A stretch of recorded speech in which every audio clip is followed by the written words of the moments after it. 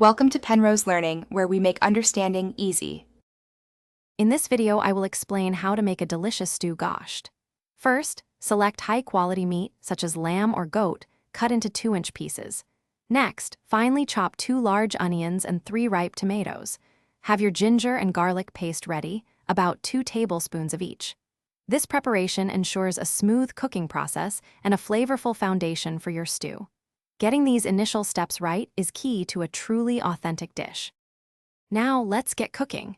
Heat 3 tablespoons of oil in a heavy-bottomed pot over medium-high heat. Add your meat and sear it until it's nicely browned on all sides, which locks in the juices. Remove the meat and set it aside.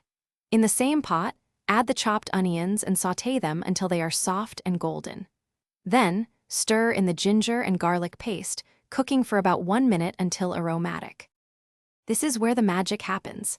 Add the chopped tomatoes and your spice blend, turmeric, red chili powder, coriander, and cumin to the pot. Cook this mixture, stirring occasionally until the oil begins to separate from the masala. Now, return the seared meat to the pot, ensuring each piece is well coated. Pour in 2 cups of water or broth, bring it to a boil, then reduce heat and simmer for 2 hours until the meat is fork tender. Your incredible stew gosht is almost ready. Before serving, garnish generously with fresh cilantro and a sprinkle of thinly sliced ginger for a burst of freshness.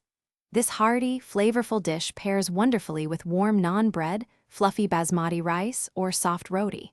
It's perfect for a comforting meal. For an easier cleanup after your delicious dinner, check out the Shark AI Ultra Robot Vacuum and other great deals in the description below. Enjoy your culinary masterpiece. Thanks for watching. If this was helpful, leave a like and consider subscribing. See you next time.